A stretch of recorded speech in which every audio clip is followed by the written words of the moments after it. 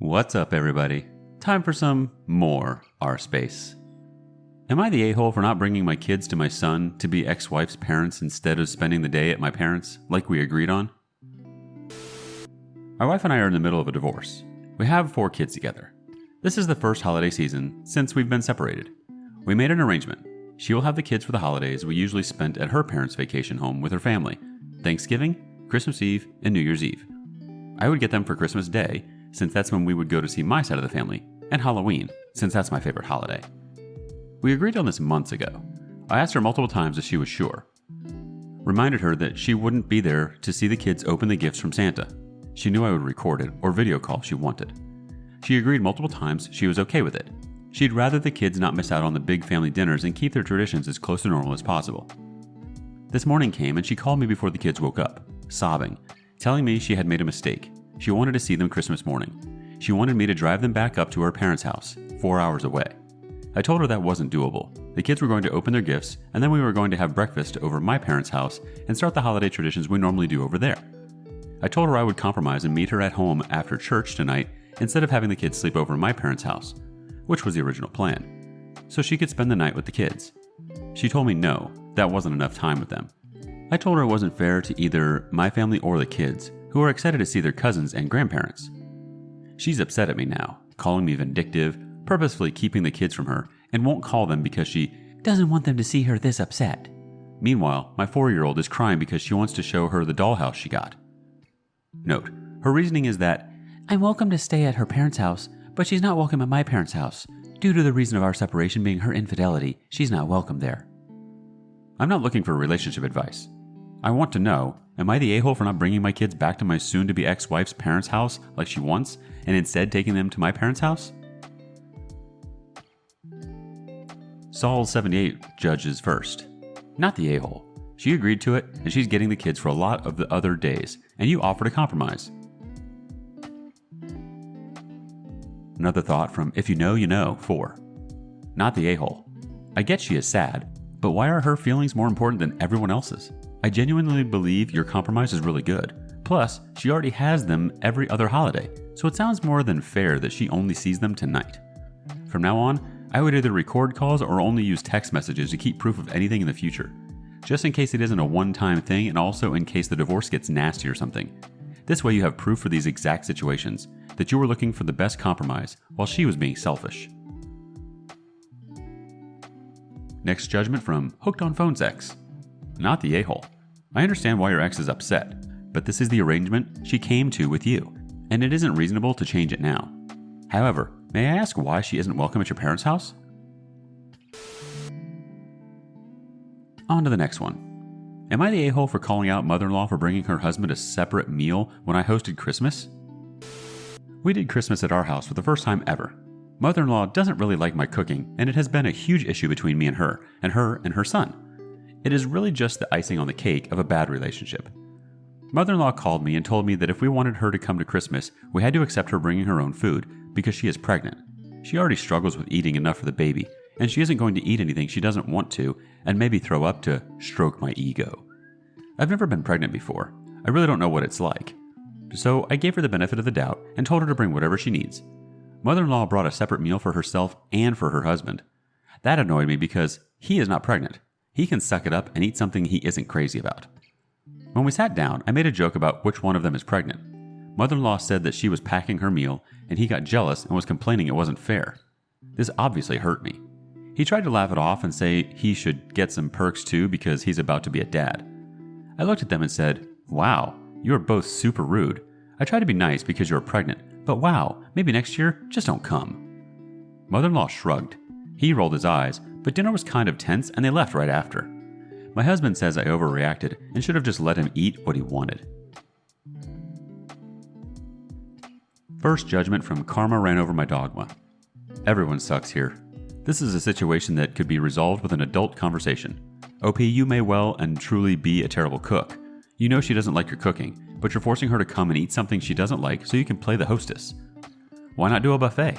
Everyone brings a dish or two and eats what they like.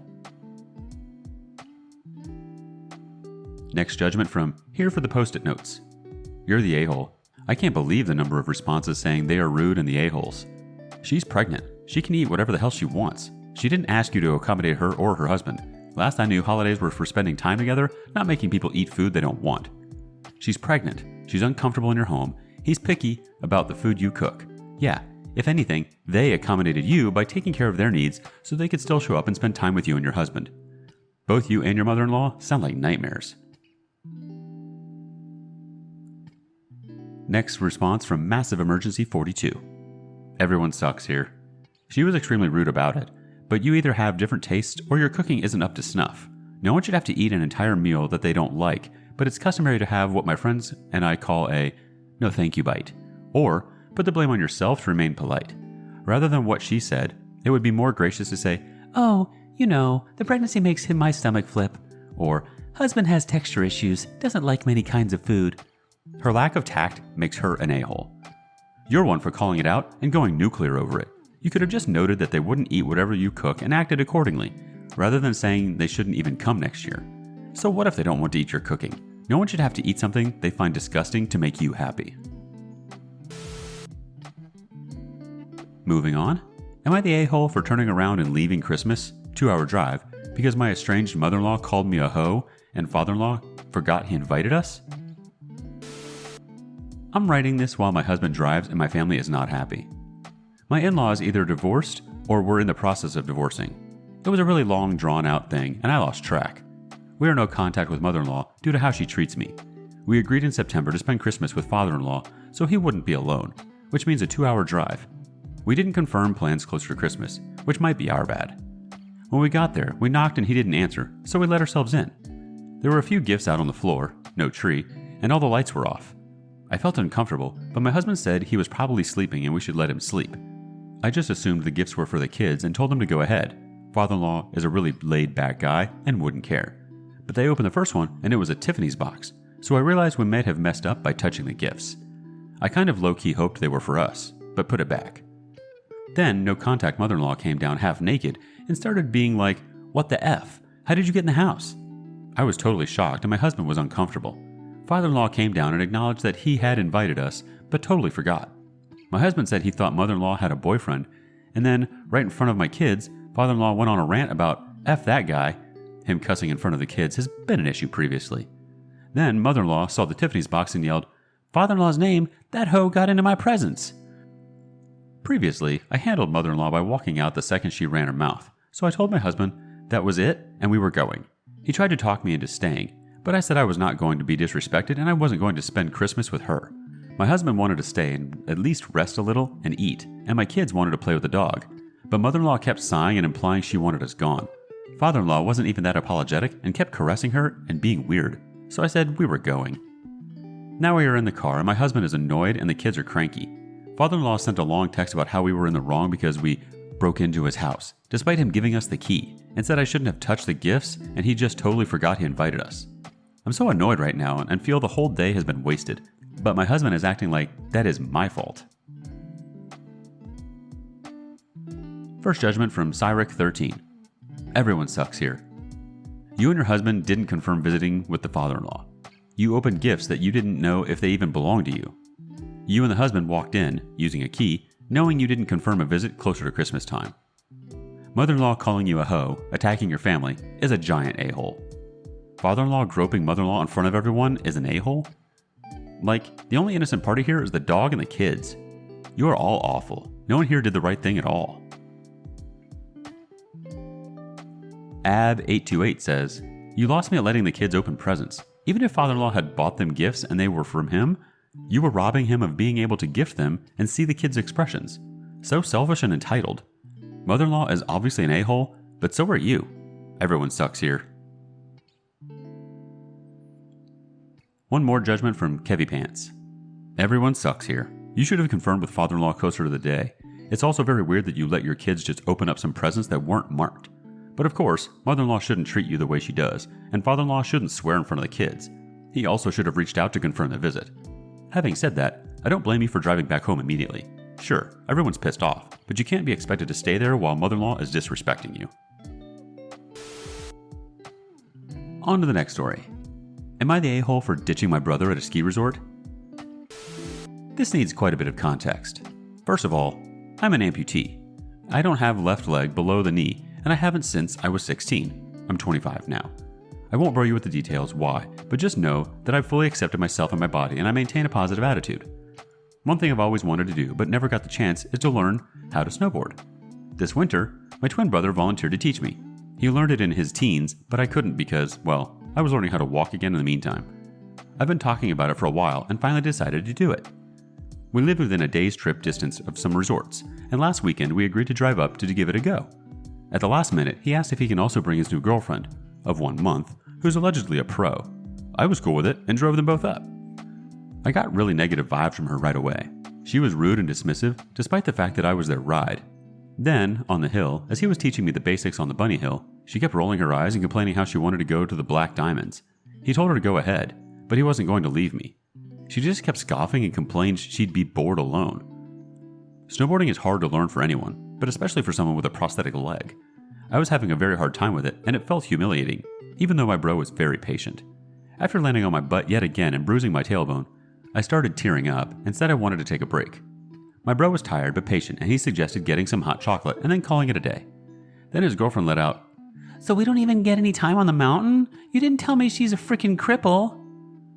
That really upset me, especially that he didn't say anything and instead apologized to his girlfriend.